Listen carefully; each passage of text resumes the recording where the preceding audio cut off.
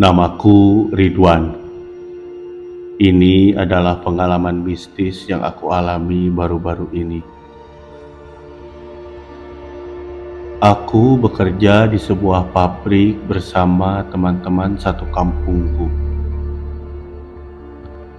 Bisa dibilang aku bekerja di sana karena akamsi atau anak kampung situ. Biasa, privilege daerah. Aku dan beberapa temanku berbeda divisi, tapi ada 2 orang yang satu divisi denganku. Rudi dan Ilham namanya. Ilham adalah yang paling rajin di antara kita. Maklum, lulusan pesantren. Sementara Rudi kebalikannya. Selain suka mabuk-mabukan, tentunya bersamaku dan teman-teman, dia juga kecanduan judi online atau slot. Di saat gaji kami semua sibuk digunakan untuk menata hidup, membayar cicilan, dan menabung, Rudi ini gajinya sering dihabiskan untuk membayar hutang akibat bermain judi slot. Mulai dari koperasi hingga pinjol. Tak jarang nomor kami selalu digunakan untuk menjadi bahan penjamin ke pinjol. Aku sempat menasehatinya, menyuruh agar coba berhenti bermain. Tapi selalu saja dia menolak dan berkata jika menang maka akan mengganti semua uang yang telah dia keluarkan.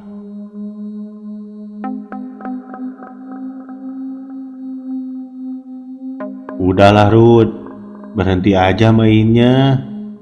Kalaupun lu gak bisa berhenti total, minimal ya jangan depo gede-gede lah, kurangin dikit. Sebenarnya aku kasihan melihat temanku begini.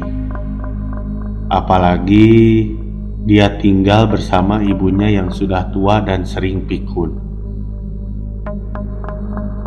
Pada hari itu, hari Senin, di mana kami bekerja shift malam.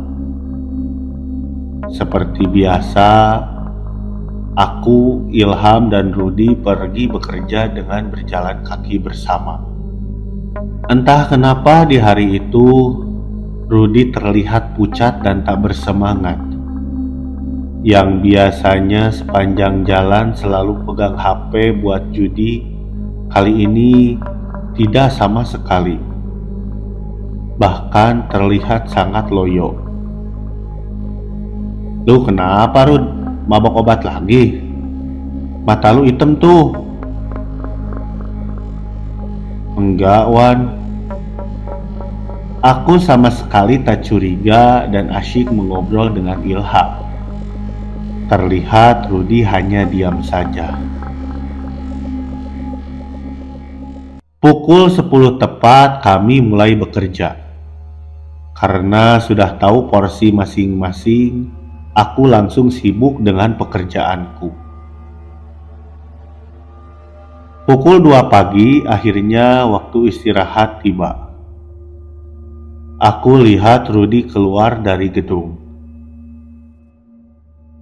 Hingga waktu istirahat berakhir, Rudi tak kunjung kembali. Aku tak sempat memikirkan hal itu. Selain karena sudah tahu sifat jeleknya, aku sebagai teman hanya bisa melindungi dia dari teguran atasan dan menyelesaikan sisa bagiannya. Esoknya seperti biasa kami berangkat lagi bersama. Lu kemarin kemana bangsat?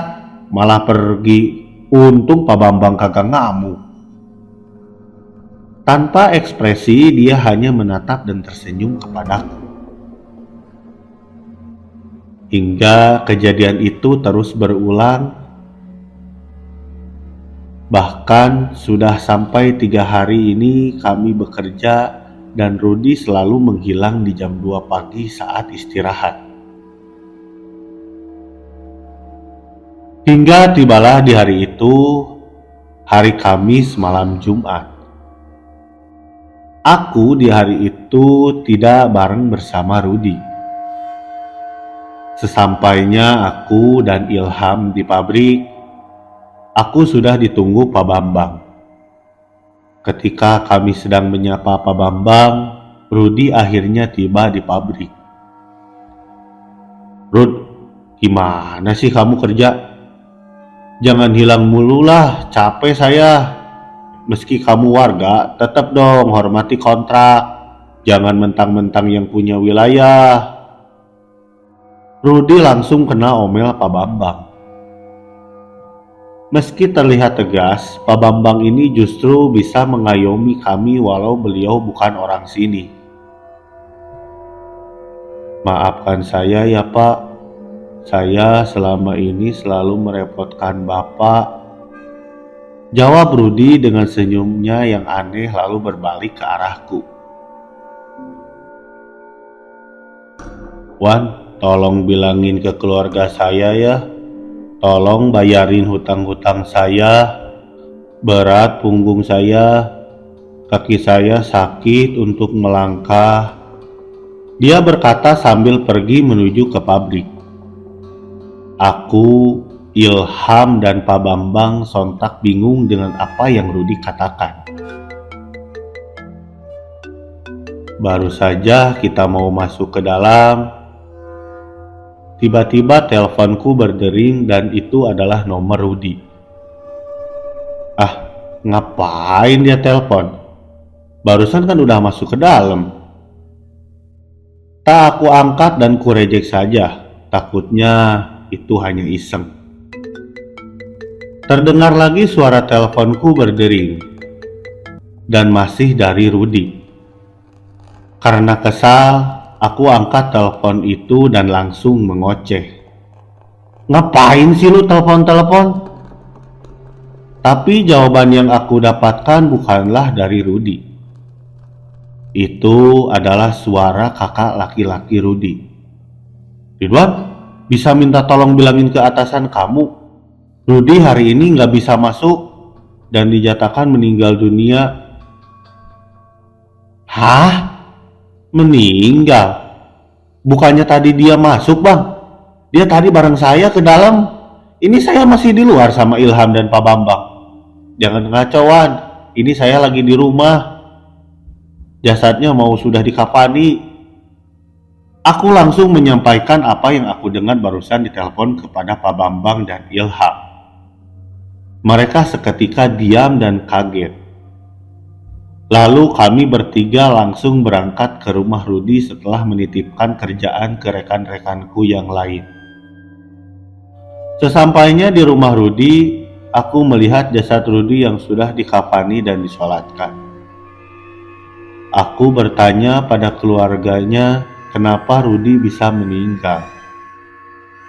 Aku juga menceritakan bahwasannya aku bertemu Rudy tadi dan dia masuk ke dalam pabrik. Dari informasi yang aku dapatkan, Rudy ditemukan gantung diri di kamarnya. Menurut visum dokter dan polisi, jasad Rudy ini kira-kira sudah 4 hari menggantung di sana karena sudah kaku dan berbau busuk. Ibunya yang sudah pikun, jadi dia merasa Rudy berangkat bekerja. Pantas Rudy terasa aneh 4 hari ini. Mungkin dia ingin berpamitan padaku dan teman-teman. Sungguh mengerikan. Judi online dan sejenisnya bisa membuat orang buta dan menderita. Selamat jalan Rudy, semoga kamu tenang di alam sana.